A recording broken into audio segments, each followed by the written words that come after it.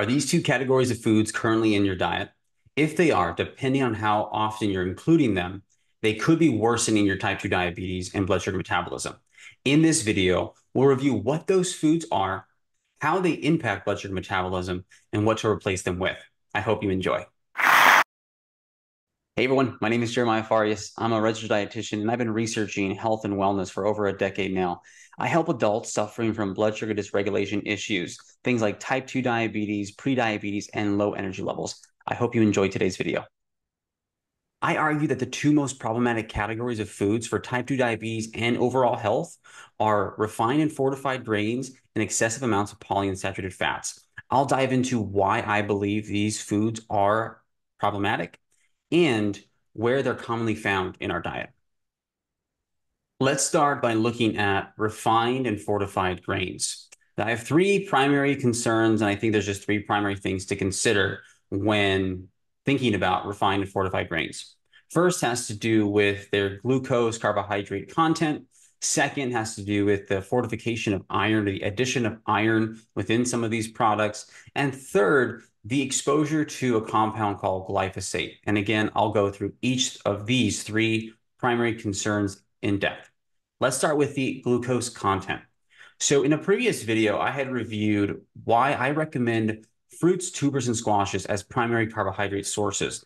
And one of the reasons I recommended these carbohydrates is their carbohydrate content includes both fructose and glucose, or their sugar content is glucose and fructose versus just glucose. Grains are like refined grains and fortified grains are exclusively glucose. This means they can result in more of a spike in blood sugar relative to the other carbohydrates, which contain a combination of glucose and fructose. This means more spike in glucose, an increased spike in insulin, and a reliance on insulin to help store away the carbohydrate sources. And so where fructose, because it doesn't require insulin to be stored, instead it goes to the liver to be utilized by the liver, to be stored in the liver or sent out to circulation. And at the very last, it's stored as fat, which those rates of de novo lipogenesis are very low in metabolically healthy humans. This is a concern around grains because of their exclusively glucose content. It can make it challenging for some to control, maintain good, stable blood sugars while making grains a staple in their diet. The next concern that I have with the refined and fortified grains has to do with the addition of iron in a lot of these products. So iron is an essential trace mineral, and it's very well known for its role in being a part of the hemoglobin molecule. Hemoglobin is responsible for oxygenating the body via the blood. Iron is a mineral, a nutrient that we want the right amount of. Not too much, not too little. Too little, you have anemia. Too much, and it increases oxidative stress within the body. And iron can accumulate in a variety of tissues, but we'll go over three tissues as it relates to blood sugar metabolism and type 2 diabetes. The first tissue we want to look at, and more specifically an organ, is the pancreas. Now, the pancreas releases digestive enzymes and it releases hormones. One of the primary hormones is insulin, the other is glucagon. But interestingly enough, the beta cells of the pancreas, which release insulin, are more susceptible to iron accumulation. This has to do with the fact that they have something called divalent metal transporters on their surface, which allow iron to freely come in. And so there's no sort of break or stopgap. And when you have a high amount of iron within the body that could be coming from refined and fortified grains, this can allow iron to accumulate in the beta cell, cause oxidative stress within the beta cell, and lead to dysfunction, cell death. And this means if you have dysfunctional beta cells, you're not sufficiently releasing insulin, not only producing, but also releasing, and this can result in poor glucose control, glucose metabolism. The next tissue or organ that we're going to look at is the liver. So high iron levels in the liver can result in cirrhosis or scarring. Scarring is going to negatively impact how the liver functions. And iron overload within the liver can aggravate insulin resistance and increase glucose production by the liver. And if you recall in previous videos, a key feature of type 2 diabetes is this hepatic glucose production and release, an increase in gluconeogenesis. Gluconeogenesis is when we take proteins and fats and convert them to glucose. And so high iron can further exacerbate blood glucose levels in type 2 diabetes. Hey everyone, I wanted to take a quick break from the content and share with you a free guide that I created. It's titled 5 Steps to Improving Your Blood Sugar Metabolism. In it, you're going to find a lot of practical information that you can begin implementing today to start changing the way that your body uses glucose in the cell. And if you've checked out any of my previous videos, this is what I believe is the primary culprit that's driving blood sugar metabolism issues like type 2 diabetes and prediabetes. You're going to get specific information going over the importance of protein, the types of protein to consume, and how to even calculate how much protein should you be having on a regular basis. The quality of carbohydrates you should be including in your diet. Again, previous videos I've gone over highlight carbohydrates aren't the problem. It's your body's ability to utilize them. However, quality of carbohydrates, quality of food do matter. And so in this guide, you'll find information on the carbohydrates, certain fats that we want to avoid or limit, and the others that we want to include and prioritize, along with a lot more information. You'll be able to find the link to download this guide in the description below. So the next tissue that we're going to be looking at is adipose tissue, otherwise known as fat tissue. So when iron accumulates at high levels in body fat, this results in a decrease of a hormone called adiponectin.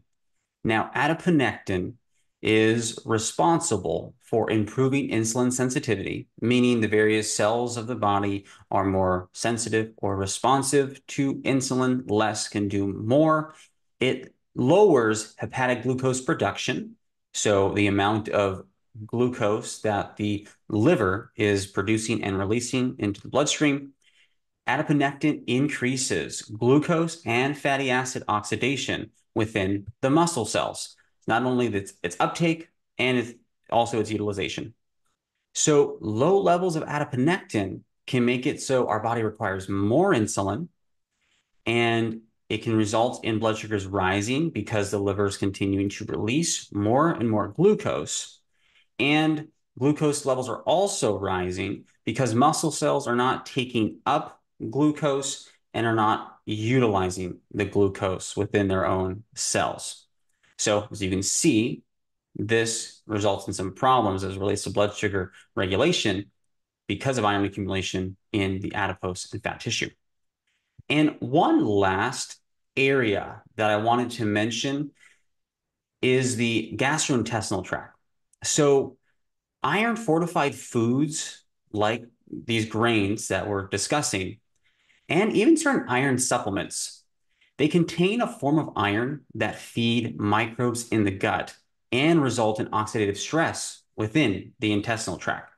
When you have this oxidative stress within the intestines, you increase inflammation, you increase something called intestinal permeability, otherwise known as leaky gut. And this can result in a release of a compound called endotoxin, otherwise called LPS, lipopolysaccharide, which can enter circulation and cause a lot of damage within the body. Endotoxin will cause insulin resistance in the liver because endotoxin is uniquely toxic to the liver because the liver is responsible for detoxifying endotoxin. So the free iron that is found in these fortified refined grains also causes some oxidative stress within the intestinal tract that's also related to type 2 diabetes. So the last problem that I wanted to discuss when it comes to refined and fortified grains has to do with the presence of something called glyphosate. Glyphosate is the main ingredient in a weed killer called Roundup, and it's now the most widely used chemical herbicide in history. It's not only used as an herbicide on GMO crops, but it's also sprayed on some non-GMO crops and grains as a desiccant, meaning it speeds up the drying process to push harvest up by a few weeks. In one paper, the authors mention that glyphosate residues on food could cause dysbiosis, given that opportunistic pathogens are more resistant to glyphosate compared to commensal bacteria. This means that the beneficial, otherwise referred to as commensal bacteria, they're more affected by glyphosate, where the more pathogenic bacteria, more harmful bacteria, they're resistant to the effects of glyphosate. And so this can then result in a situation where you have an imbalance of bacteria, beneficial relative to good bacteria. That's called dysbiosis. And anything that causes inflammation, irritation, disruption to the digestive tract should be avoided. But additionally, glyphosate causes numerous other issues in the body. Glyphosate is markedly toxic to the liver, and it will actually deplete the liver of glutathione, which is a master antioxidant. This can further induces increased oxidative stress within the liver and increases the risk of fatty liver disease. As I previously mentioned, the liver is crucial for regulating blood sugar and optimizing blood sugar metabolism. So this is the final reason I recommend avoiding and limiting refined and fortified grains. So where are you going to encounter these refined and fortified grains? Any sort of processed, packaged bread product is likely going to be made up of these refined and fortified grains. If you're eating out, fast food, restaurant food, the bread products, again, are likely going to use these grains. And so by avoiding those, you're going to dramatically reduce your intake of these products and these refined and fortified grains. Now, if you're going to consume grains in general, at a minimum, because of the exposure to glyphosate, I recommend opting for organic grains. To further enhance their digestibility, their just increasing the tolerance to grains, properly preparing them by soaking, sprouting, fermenting really does make a difference for some people who are uniquely sensitive to compounds in grains like gluten. The proper preparation also reduces some anti-nutrients like phytic acids, and this again might be helpful. Now, grains might not be the best choice for carbohydrates because of their glucose content. That's something that one should experiment with. And still, I recommend making the vast majority of carbohydrates from the fruits, tubers, and squashes. But of course, you can experiment with some of these high quality grains, see how you uniquely do with them, how you tolerate them from a digestive standpoint. This is the end of part one, where we looked into how refined and fortified grains can negatively impact blood sugar metabolism. Stay tuned for part two next week, where we'll look into the problems with excessive amounts of polyunsaturated fats as they relate to type 2 diabetes. I hope you enjoyed today's video. If you have any questions about the content that I reviewed in today's video, let me know down in the comments. You can also request topics that you'd like me to cover in the future. If you're interested in working one-on-one with me, the best place to start is scheduling a free 30-minute discovery call that I offer. I am credentialed with a couple of insurance companies, so there will be a link in the description that allows you to check if I accept your insurance. Don't forget to download my free guide, 5 Steps to Improving Your Blood Sugar Metabolism. That link will also be in the description. If you enjoyed this video, please don't forget to give it a thumbs up, share it with someone that you think would benefit and enjoy it, and also don't forget to subscribe. I'll be releasing new videos every week, and I don't want you to miss those. Thanks again for taking the time to watch this video. Take care. Have a wonderful day.